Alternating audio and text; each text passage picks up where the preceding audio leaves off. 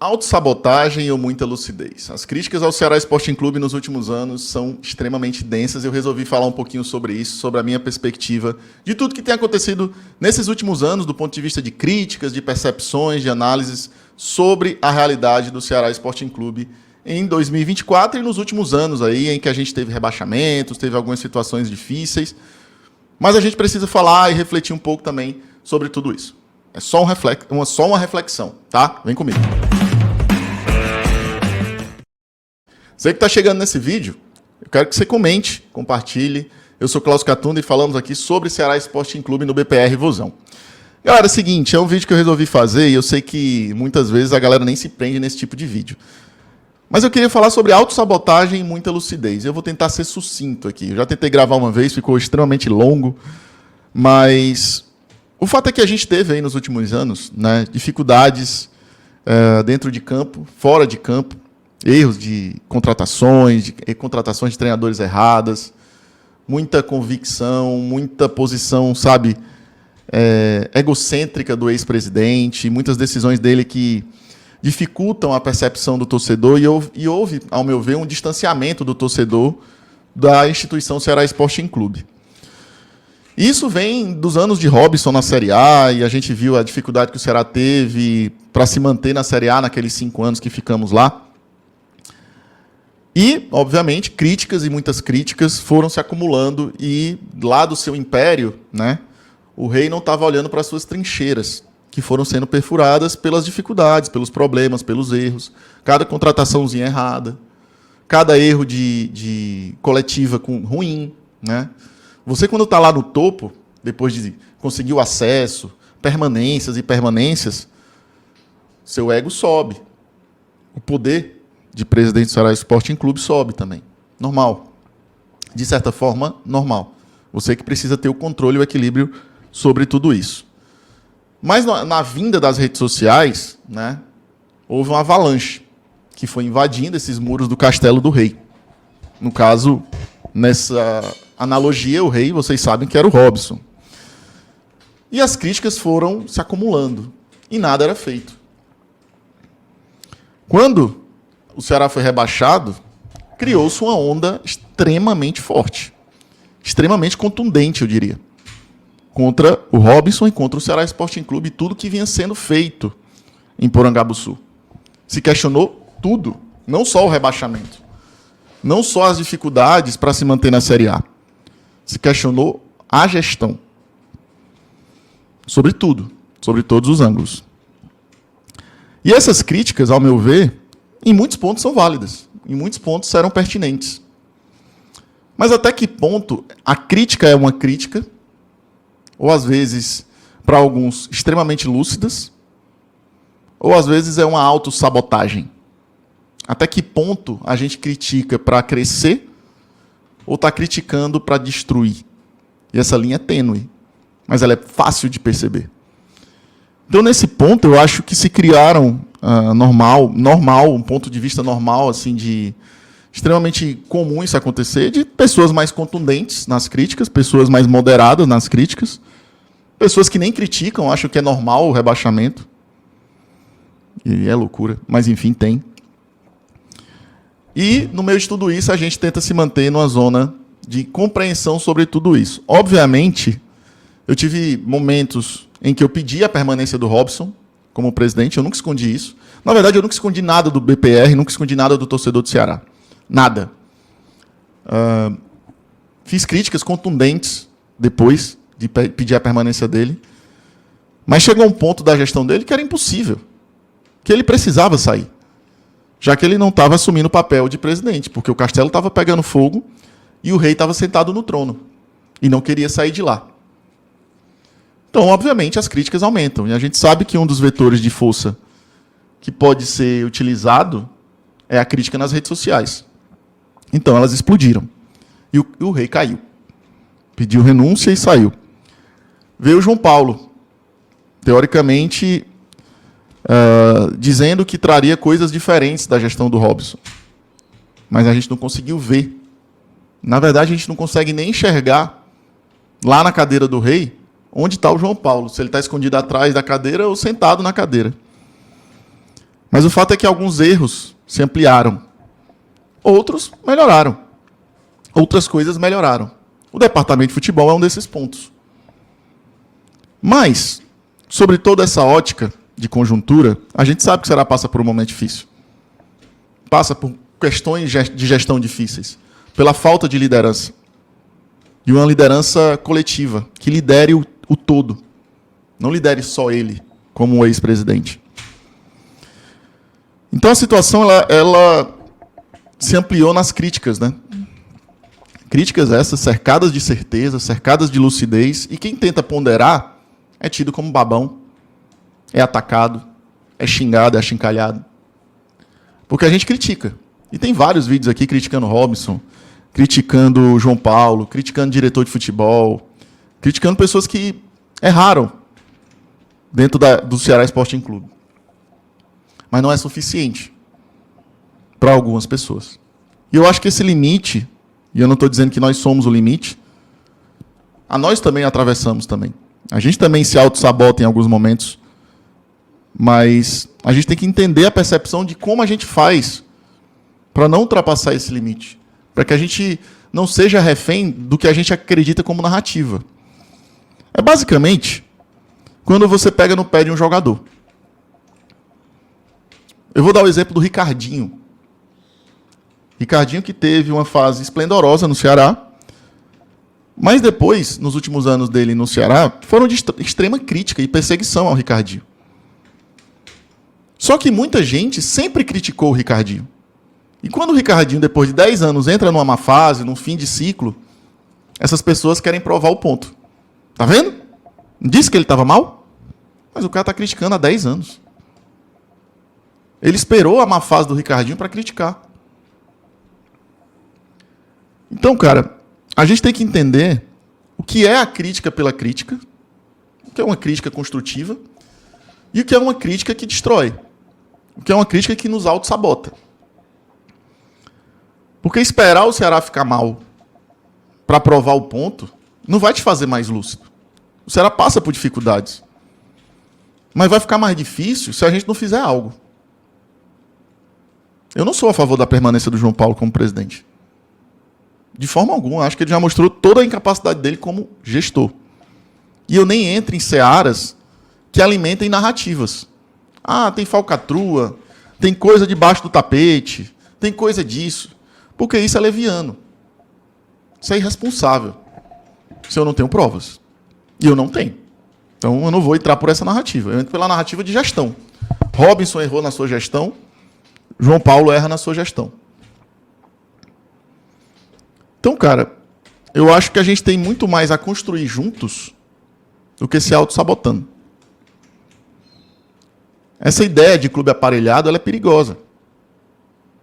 Porque quando a gente compra esse discurso de um clube aparelhado, e talvez até seja, mas quando a gente fala aos quatro ventos, a gente dá uma ideia perigosa de que não tem solução. Só que tem. Só que tem. Tudo na vida tem solução. Com diálogo, com conversas. E é por isso que eu aceitei conversar com o Robson e pessoas da oposição. E, obviamente, aceitei em canto aberto, livre, ao ar livre. Por quê? Porque eu temia ser visto com o Robson? Você acha que eu temia ser visto com o Robson conversando, batendo um papo? Claro que não. Acho que seria um pouco infantil, ou até achar que ia ser uma espionagem ficar numa mesa, na esquina do Quina do Feijão, na Matriz, tá? Quem quiser saber, foi na Matriz. Ao ar livre, conversando com o ex-presidente, que eu conversaria de novo. Assim como converso com membros da oposição. Assim como já tomei cerveja com membros da oposição. E bato e mando áudio, bato papo pra caramba com pessoas da oposição quase todo dia. Onde é que está o problema? E eu acho que esse é o ponto onde a gente consegue não nos sabotar. Consegue dialogar, cara. Então fica, cara, assim, de verdade, uma reflexão entre o que é crítica, até o ponto da crítica, e o que é uma autossabotagem de narrativa. Eu acho que a narrativa hoje que cerca o Ceará, de todos os lados, ela é uma crítica de autossabotagem. Infelizmente. Quase que completamente de autossabotagem. E quando chega o ponto, cara, de se falar. Olha, se o Ceará subir, é a torcida. Eu não vou usar essa bravata. Isso para mim é bravata. Porque eu sei o que está sendo feito no departamento de futebol. É óbvio que a torcida é importante. Óbvio que eu sei que a torcida é papel fundamental dentro do clube. Óbvio, de qualquer clube. Ter uma torcida espetacular como a do Ceará, diferenciada, faz todo sentido. Entendeu? Então, assim, quando você diz que só a torcida vai fazer algo, você está criando uma relação de excludência muito contundente com um trabalho que está tentando ser desenvolvido de maneira extremamente profissional, por pessoas que chegaram nesse ano. E que queira ou não, e que muitos colocam o Fortaleza como candidato ao título, e de fato da Série A do brasileiro, esse Fortaleza não ganhou do Ceará esse ano. Esse Fortaleza perdeu a final do Campeonato Cearense para o Ceará. Então, foi só a torcida que fez um time competitivo o suficiente para derrotar o Fortaleza no começo do ano? Mas, quando a gente contrata certinho, a gente não valida. Porque eu lembro que o Recalde teve críticas com menos de um mês de ter chegado aqui. Mas eu não vi críticas, por exemplo, ao Luquinhas, contratação errada. Ao Machuca, contratação errada. Do Cifec. E as contratações certas, não só do Cifec, mas do Dimas, né? Eu acho que a gente tem que ponderar um pouco mais. O Ceará está com um departamento de futebol extremamente ágil, assertivo e que melhorou muito, apesar dos transfer bans. Nós tivemos dificuldade em todas as janelas. O departamento de futebol sofreu. E mesmo assim conseguiu formar um time que está brigando pelo acesso. Sofreu com danos de imagem, porque os empresários despriorizavam o Ceará na hora de mandar seus jogadores.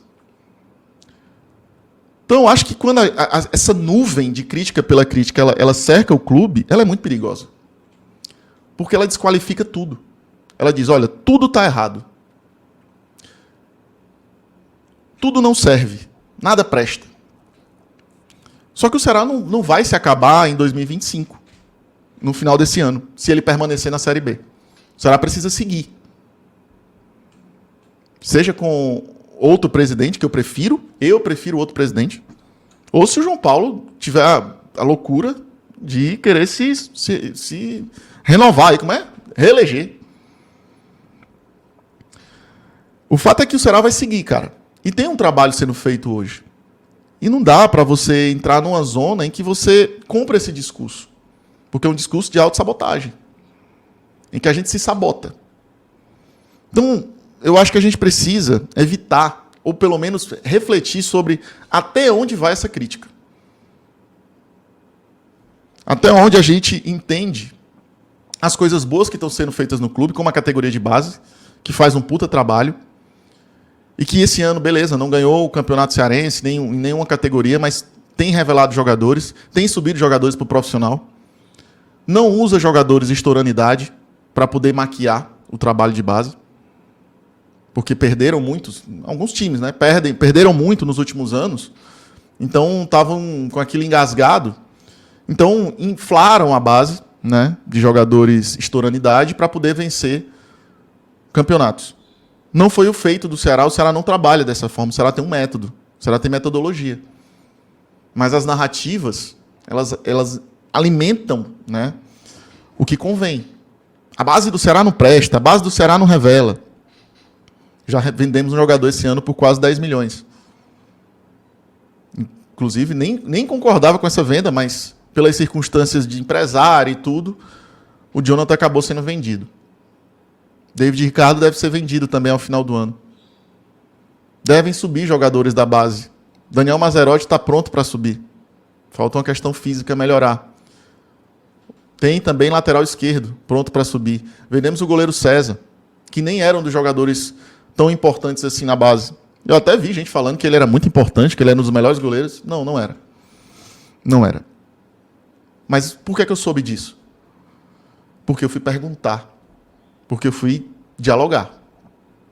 Mas tem gente que prefere ficar distante, né, para criticar o seu bel prazer, sem ponderar. E eu faço críticas aqui o tempo inteiro à gestão do João Paulo. Mas eu não minto. Eu não crio discursos. Eu acho que isso incomoda muita gente. Não incomoda... Incomoda pessoas da situação, porque hoje em dia não tenho mais diálogo com o João Paulo, e muitos da situação. Incomoda pessoas da oposição. Porque a gente tenta manter o diálogo com pessoas da situação também, que é necessário. E, na verdade, ao meu ver, nem deveria existir essa barreira de situação e oposição. Nem deveria existir esse conflito. Para mim é muito ego envolvido. Para mim é muita vaidade boba envolvida. Tudo isso é sobre futebol. Tudo isso é sobre o mesmo time que está todo mundo debaixo. E era muito mais fácil se resolverem com maturidade. Mas se esse é o caminho de rupturas, não é o meu caminho. E eu falo por mim, não falo nem pelo Douglas, nem pelo canal. Não é meu caminho. Meu caminho é de construção, de tentar entender o que dá para ser feito para que as coisas pacifiquem. E o Ceará precisa de pacificação. O Ceará precisa ser abraçado e não odiado, cercado de ódio, cercado de inverdades, cercado de narrativas que não são tão verdadeiras assim, que obviamente tem coisas verdadeiras nesse contexto. E esse vídeo não é sobre preparar terreno para ser o ninguém. Tentem refletir sobre o vídeo. Não é sobre eu querer o João Paulo para continuar como presidente. Eu não quero o João Paulo como presidente do Ceará Sporting Clube em 2025. Não quero. Ele não reúne condições para isso. É sobre a gente refletir até onde é importante criticar e até onde é importante abraçar. Não adianta você ser muito lúcido se a sua lucidez te leva a sabotar o teu próprio clube. Não adianta. Não serve. Então, que a gente consiga encontrar o meio termo em que a crítica tem que permanecer, mas ela tem que construir também. Ela precisa edificar e não destruir. Não está tudo perdido no Ceará. Pelo contrário, está mais perto da gente se reerguer. Muito mais perto. Mas muito mais perto. E não falo sobre o acesso esse ano. Pode ser que não venha. Mas juntos a gente consegue. E juntos a gente pode fazer a diferença. Temos que manter as críticas? Sim, mas construindo e edificando. Beleza? O vídeo era sobre isso. Espero que entendam. Não estou preparando terreno para ser o ninguém. Deixo logo aqui essa observação. Não estou querendo ser o ponto central de nada. Só estou trazendo o meu ponto de vista. Não quero ser... como é que falam muitas vezes também? Protagonista de algo. Não, eu trouxe uma reflexão. Basicamente sobre isso. E espero que entendam. Espero que reflitam também sobre todo esse contexto. Sei que nas redes sociais o discurso é de ódio, de que eu estou falando aqui é passar pano, e que eu sei que vão aparecer comentários aqui sobre isso, mas não me importa. O que me importa é eu deixar meu ponto de vista que eu precisava dizer, em que a gente está ultrapassando em muito o limite da lucidez e invadindo a zona de autossabotagem. E a gente não pode ir por esse caminho e nem pode ouvir discursos que nos levem a esse caminho. Beleza? Obrigado demais, o vídeo é sobre isso. Deixa tua opinião, teu comentário por aqui. Se gostou do vídeo, deixa teu like. Obrigado, valeu. Bora, vozão, e bora pro rádio.